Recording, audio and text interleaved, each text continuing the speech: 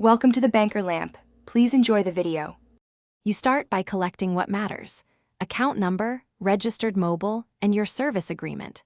Once done, check for unpaid bills and the security deposit amount so you know financial obligations. Make sure you understand the modem return policy and any notice period that shapes timing. Prepare a photo ID and a printed or screenshot copy of your last bill. These items speed the process when you contact customer care or walk into a local office to start the cancellation. You now place the cancellation request using the Asianet app, website portal, or by calling the customer number. Choose the method that gives a reference ID immediately. Once connected, clearly state you want service termination, confirm the effective date, and ask for a cancellation reference number. Write it down. Make sure the agent explains final billing, prorated charges, and any early termination fees.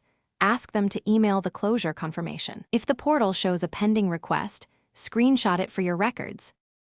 You finish by returning the modem and any leased equipment to the specified drop-off or technician.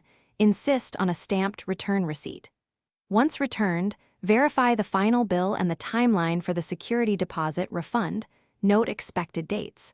If you don't see account closure or refunds within 7-10 business days, call back with your cancellation reference.